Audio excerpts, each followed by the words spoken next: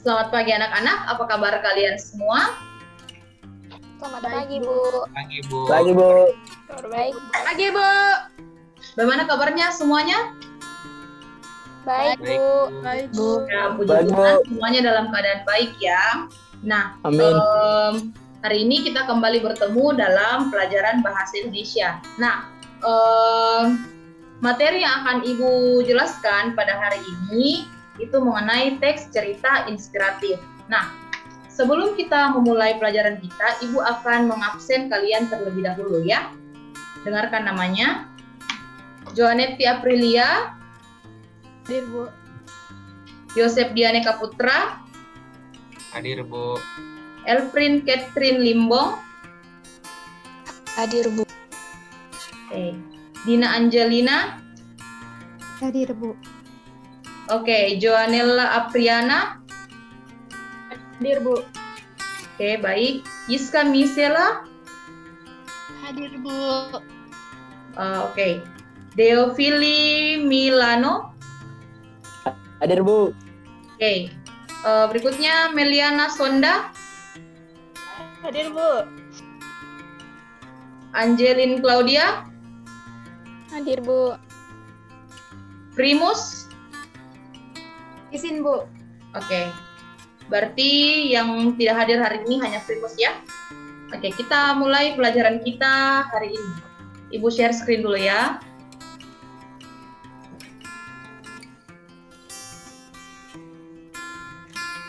Apakah sudah terlihat?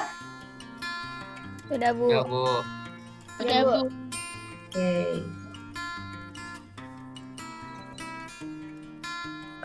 Baik. Materi kita hari ini tentang teks cerita inspiratif. Nah, adapun poin-poin pembahasan, yang pertama itu pengertian teks cerita inspiratif, yang kedua struktur teks cerita inspiratif, dan yang ketiga ada ciri-ciri teks cerita inspiratif.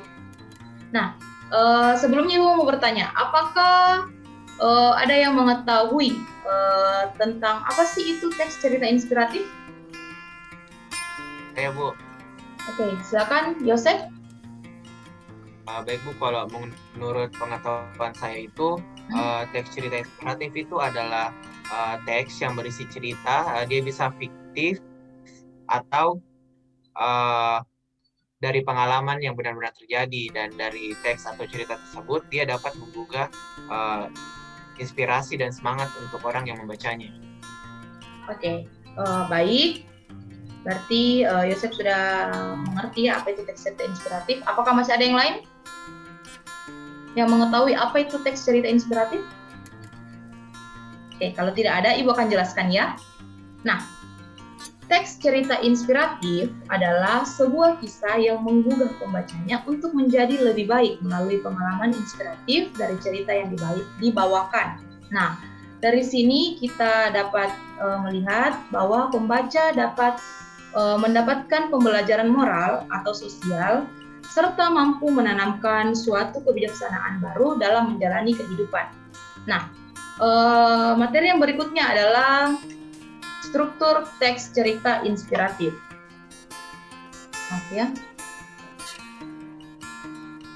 Nah, strukturnya itu ada 5. Yang pertama, orientasi. Yang kedua, perumitan peristiwa. Yang ketiga, komplikasi. Yang keempat, resolusi. Dan yang kelima adalah koda. Nah, yang pertama itu ada orientasi. Nah, orientasi ini merupakan pengantar cerita ya. Orientasi ini merupakan pengantar cerita. Dan yang kedua ada perumitan peristiwa. Perumitan peristiwa ini dapat berisi kisah dari tokoh dan peristiwa menuju ke puncak cerita atau konflik kisah. Jadi di sini penulis menceritakan tentang kisah tokoh tersebut dan mulai menceritakan tentang konflik-konflik dari kisah yang akan dibawakan dalam cerita tersebut. Nah, jadi yang berikutnya itu ada struktur yang berikutnya ada komplikasi. Komplikasi itu merupakan puncak dari konflik atau inti cerita. Nah, biasanya bagian ini juga menjadi tempat peristiwa utama yang akan menjadi inspirasi bagi pembacanya. Nah, Yang keempat itu ada resolusi. Resolusi ini berisi tentang penyelesaian konflik, yang dimana berisi tentang peristiwa yang menyadarkan tokoh tentang kebaikan yang seharusnya ia jalani. Nah, yang terakhir itu ada koda. Koda itu merupakan penutup cerita, ya.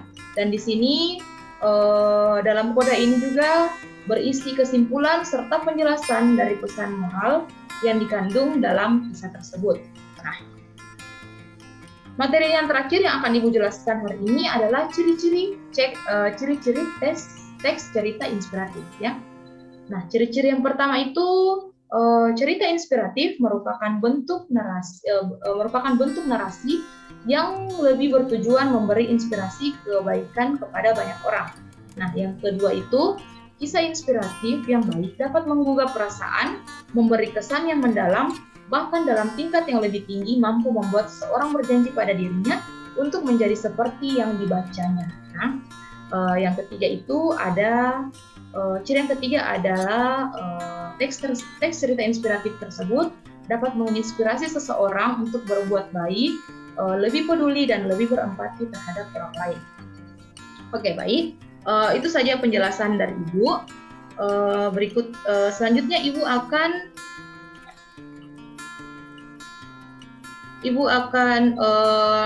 bertanya kepada kalian, apakah dari penjelasan yang Ibu telah paparkan tadi ada yang ingin bertanya? Oke, baik. Kalau tidak ada, Ibu mau bertanya kepada kalian, apakah ada salah satu di antara kalian yang mengetahui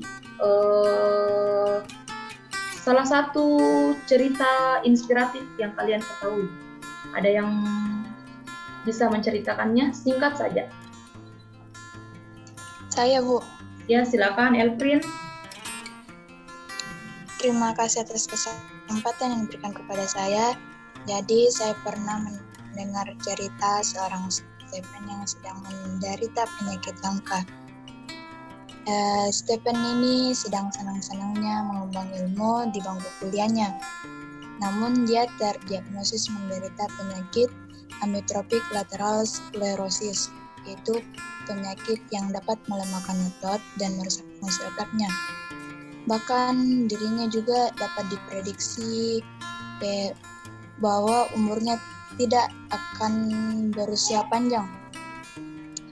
Mengetahui penyakit tersebut, tentu rasa depresi dan rasa tidak berguna bagi keluarganya terus menghinggapinya.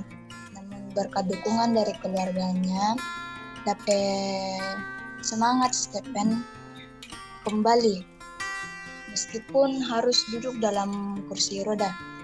Jadi kesimpulan dalam cerita tersebut, meskipun Stephen menderita penyakit langka dan harus duduk di kursi roda, tetapi berkat dukungan dari keluarganya tidak membuat patah semangat dalam menghadapi penyakitnya maupun dalam kegiatan sehari-harinya.